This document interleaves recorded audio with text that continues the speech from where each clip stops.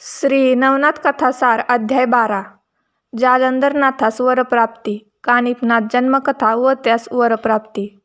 अग्नीने जालंधरास त्याच्या जन्माची सविस्तर कथा सांगितल्यानंतर तुझ्या मनात कोणता हेतू आहे तो निवेदन कर, असे अग्नीचे भाषण ऐकून जालंधरनाथ म्हणाला की तू सर्व जाणत आहेस, मी सांगितले पाहिजे असे नाही, तरी सांगतो ऐकावे. हा नरदेह प्राप्त झाला आहे त्या अर्थी याचे काहीतरी सार्थक होईल असे कर, नाहीतर जन्मास येऊन न येऊन सारखेच असे मात्र होऊ देऊ नको. माझी कीर्ती त्रिभुवनात अखंड राहील व मी चिरंजीव होईल असे कर. असा जालंधराचा मानस पाहून अग्नीला परमानंद झाला व त्याने त्याची वाहवा केली. मग हा जालंधर सर्वांपेक्षा प्रबल व्हावा म्हणून अग्नी त्यास घेऊन दत्तात्रेयाकडे गेला.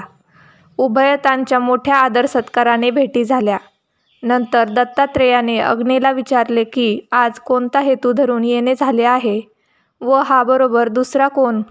तेव्हा अग्नीने दत्तास वृत्तांत निवेदन केलं की शंकराच्या देहातला काम म्या जाळीला, तो मी आजपर्यंत उदरात रक्षण करून ठेविला होता. मग बृहद्रवा राजाच्या यज्ञकुंडात या जालंधरनाथाच्या देहास निर्माण केले. यास तुमच्या पायांवर घालतो. याचे तुम्ही संरक्षण करावे व यास अनुग्रह देऊन सनात करून चिरंजीव करावे. मग दत्तात्रेयाने सांगितले की मी तुझ्या पुत्रास तुझ्या हेतूप्रमाणे तयार करीन, परंतु यास येथे 12 वर्षापर्यंत ठेवले पाहिजे. हे ऐकून जालंधराला दत्तात्रेयाजवळ ठेवण्यास अग्नी कबूल झाला. शेवटी दत्ताने जालंधरास मांडीवर बसून त्याच्या मनातील विकल्प घालवण्याचा प्रयत्न चालविला. वरद हस्त मस्तकावर ठेविताच त्याच्या अज्ञानपणाचा भ्रम निरसन होऊन त्यास ज्ञान प्राप्त झाले. नंतर अग्नी दत्तास नमस्कार करून गुप्त झाला. मग जालंधरास बरोबर घेऊन दत्तात्रय नित्य फिरे. तो नित्य भागीरथीचे स्नान करून विश्वेश्वराचे दर्शन घेई व कोल्हापुरास भिक्षा मागून पांचाळेश्वर भोजन करी. असो अशी 12 वर्षे दत्त समागमात काढून नाना प्रकारच्या सशस्त्र विद्येत जालंधर निपुण झाला. तसाच तो सर्व वेद, शास्त्रे, पुराणे, व्याकरण वगैरे सर्व विद्यांमध्ये प्रवीण झाला. अशा रीतीने परिपूर्ण झाल्यानंतर दत्ताने दैवतांची आराधना केली व ती सर्व दैवते जालंधरास वर देण्यासाठी खाली उतरली. मग अग्नीने तेथे येऊन व जालंधरास वर देण्यासाठी खाली उतरली. मग अग्नीने तेथे येऊन व जालंधरास सर्व विद्येत निपुण पाहून आपला आनंद प्रदर्शित केला. तेव्हा दत्तात्रेयाने अग्नीस सांगितले की आता हा सर्व विद्यांमध्ये निपुण झाला. आता दैवते प्रसन्न करून घेतल्यावर त्यास भेटून त्यांच्यापासून वर दैववावे. हे ऐकून अग्नीने त्यास खांद्यावर बसवून त्रिभुवनातील दैवते दाखविली. मागे मच्छिंद्रनाथाचे ज्या दैवतास अनुकूल करून वर मागून घेतले होते त्याच दैवतांनी जालंधरास वर दिले. नंतर जालंधराने बद्रिकाश्रमात जाऊन तेथे 12 वर्षे तप केले व कसोटीस उतरल्यावर सर्व देवांनी माना डोलविल्या. नंतर आशीर्वाद देऊन ब्रह्मा, विष्णू, महेश आदी करून सर्व आलेले देव आपापल्या स्थानी संतोष पावून गेले. पुढे बद्रिकाश्रमी बद्रीनाथाने अग्नीस व जालंधरनाथास आपल्याजवळ 3 रात्री ठेवून घेतले. त्यावेळी सत्यलोकात घडून आलेली विपरीत कथा शंकराने त्यास सांगितली. ती अशी: ब्रह्मदेवाची मुलगी सरस्वती ही 12 वर्षाची असता तिचे रूप व अवयवांचा नीटनेटकेपणा पाहून ब्रह्मदेवास कामाने व्याकुळ केले. तेव्हा तो अतिविचारास प्रवृत्त झाला. तो तिच्या मागे लागला असता धावताना वीर्यपात झाला. तेव्हा वाऱ्याच्या नेटासरसा वीर्यबिंदू हिमाचलाच्या वनात एक हत्ती होता. त्याच्या कानात पडला. त्यात प्रबुद्ध नारायणाने संचार केला. या गोष्टीस युगेच्या युगे लोटली तरी तो हत्ती जिवंत होता. त्याच्या कानातून प्रबुद्ध नारायणाचा अवतार जन्म होईल, त्यास जालंधराने आपला शिष्य करावा. कानापासून जन्म आहे म्हणून कानिफा असे त्याचे नाव पडेल. असे शंकराने सांगताच अग्नी म्हणाला, तुम्ही ही फारच चमत्कारिक गोष्ट सांगत आहात, पण तो हत्ती कोठे आहे हे दाखवून द्यावे. एरवी ही गोष्ट फार चांगली झाली की माझ्या मुलास एक पाडवळ झाले. याप्रमाणे अग्नीने म्हटल्यानंतर जालंधर व अग्नी यास गजस्थान दाखवण्यासाठी शंकर हिमालयाच्या अरण्यात घेऊन गेले. तेथे एका पर्वतावर विशाळ हत्ती दिसला. तेव्हा शंकराने सांगितले की हा पर्वतासारखा बलाढ्य हत्ती आता मोठे रण माजवील. तर यास आळवण्यासाठी कोणती युक्ती करावी. तेव्हा जालंधरने हिंमत धरून म्हटले की महाराज, माझ्या मस्तकावर दत्तात्रेयाने आपला वरदहस्त ठेविला आहे. त्याचा चमत्कार आपण आता पाहाल.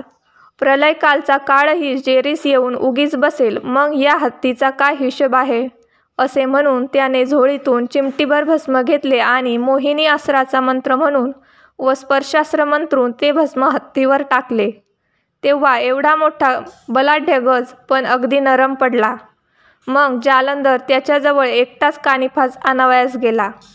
तो अगदी जवळ जाऊन हत्तीस म्हणाला की तुझ्यासारखा धैर्यवान कोणी नाही. तुझ्या कानात दिव्यरत्न निर्माण झाले आहे.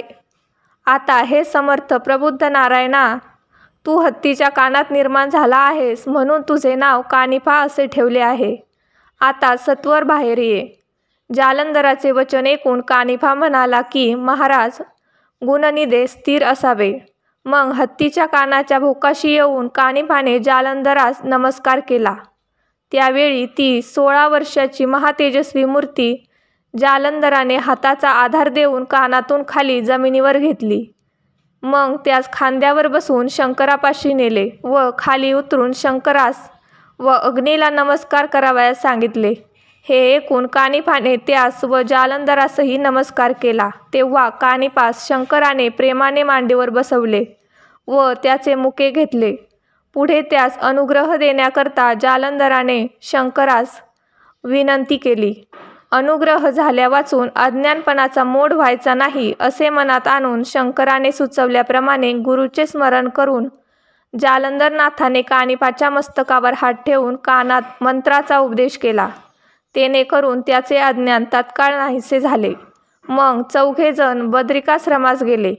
तेव्हा दत्ताने जे काय दिले ते कानिफास द्यावे असे जालंधरास सांगून अग्निगुप्त झाला. तेथे शंकर 6 महिने पावेतो त्यांना भेटत होते. 6 महिन्यात कानिफा सर्व विद्यांमध्ये निपुण झाला. पण संजीवनी वाताकर्षण ही 2 अस्त्रे मात्र जालंधराने त्यास सांगितली नव्हती. कानिफास अस्त्रे दैवते प्रसन्न करून द्यावी म्हणून शंकराने जालंधरास सांगितले. मग जालंधराने हात जोडून प्रार्थना केली की कानिफा सकल विद्येत निपुण झाला त्यास वर द्यावेत. हे ऐकून सर्व दैवते म्हणाली की तुला आम्ही वर प्रदान दिले, कारण दत्तात्रेयाने तुला विद्या शिकवली व अग्नीचीही मीड पडली. यास्तव त्याचा शब्द मोडवेना म्हणून तुला वरप्रदान मिळाले. असे वर वारंवार दुसऱ्यांना देता येत नाहीत. यापुढे तुमचे असंख्य शिष्य होतील, तेवढ्यांना कोठवर वर देत बसावे. याप्रमाणे बोलून देव विमानात बसून जाऊ लागले. त्या योगाने जालंधरास अतिक्रोध आला. तो म्हणाला, माझा अनादर करून तुम्ही निघून आपापल्या स्थानी चाललेत, परंतु माझा प्रताप कसा आहे तो अजून पाहिला नाही. आत्ताच तुम्हा चमत्कार दाखवतो. असे म्हणून त्याने वातास्त्राची योजना केली. तेव्हा प्रचंड वारा सुटून विमाने भलतीकडे जाऊ लागली. मग त्या दैवतांनी आपापली शस्त्रे सोडली. तितक्यांचे जालंधराने निवारण केले. परंतु हरिहर दुरून हा चमत्कार पाहत होते. जालंधरनाथापुढे अस्त्राचे काही चालत नाही असे पाहून शस्त्रे घेऊन खाली उतरण्याचा दैवतांनी निश्चय केले. त्यात प्रथम अग्नीचा प्राण घेण्याचा घाट घातला आणि शस्त्रे घेऊन ते महीवर उतरले. त्या समयी जालंधराने कामिनी अस्त्र सोडले. तेव्हा हजारो सुंदर स्त्रिया निर्माण झाल्या. नंतर त्याने कामास्त्राची प्रेरणा केली. तेने करून देव कामातुर होऊन त्या स्त्रियांच्या मागे लागले. त्याच्यावर स्त्रिया आपले नेत्र कटाक्ष बाण सोडित होत्याच. त्यापुढे पळत व देव त्यांची विनवणी करीत पाठीमागून जात. असे करीत त्या बोरीच्या वनात शिरल्या. त्या स्त्रिया झाडावर चढल्या तेव्हा देवही चढले. इतक्यात स्पर्शास्त्र मंत्र म्हणून भस्म फेकताच ते प्रगट होऊन गेले. तेव्हा देवांचे पाय झाडावर चिकटले. कित्येकांची डोकी खाली व पाय वर अशी दशा होऊन ते लोंबू लागले. तेव्हा हरिहर दिसू लागले व आज बरी गंमत पाहावयास मिळाली असे ते बोलू लागले. इतक्यात स्त्रियांनी सर्वांची वस्त्रे सोडून घेऊन त्यास नग्न केले व जालंधरनाथापाशी त्या वस्त्रांचा एक मोठा ढीग केला. मग जालंधरनाथाने कानिफास इशाऱ्याने सर्व देव उघडे झाल्याचे जाणविले. यावरून तो ज्याचे त्यास वस्त्र नेसू लागला. आपली अशी दुर्दशा झाल्यामुळे देवांना पश्चाताप होऊन अतिशय दुःख झाले. त्यास कानिफा म्हणाला, मी गुरुच्या नकळत तुम्हास वस्त्रे नेसवीत आहे, पण ही गोष्ट गुरूंना सांगू नका. तो दर एक देवास वस्त्र नेसवून त्याच्या पाया पडे.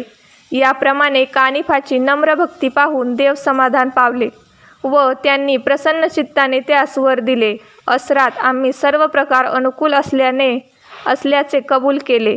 मग जालंधरनाथाने विभक्त अस्त्र सोडले तेव्हा सर्व देव झाडात चिकटले होते तेथून मुक्त झाले व अस्त्रेभूषणे सावरून जालंधरनाथाजवळ गेले. त्यास त्यांनी नमस्कार केला व अस्त्रामध्ये आम्ही स्वतः प्रकट होऊन साक्षात्कार दाखवू असा कानिफास वर दिल्याबद्दल कळविले. तेव्हा जालंधराने सर्वांस सांगितले की पुढे मी साबरी कवित्व करणार आहे, त्यास कृपा करून तुम्ही सर्वांनी सहाय्य करावे. त्यास त्यांनी रुका देऊन वचन दिले व ते सर्व आपापल्या स्थानी गेले. नंतर हरिहर, जालंधरनाथ व कानिफनाथ 3 दिवस बद्रिकाश्रमात राहिले. पुढील अध्याय ऐकण्यासाठी यूट्यूब चॅनलला सबस्क्राईब करा.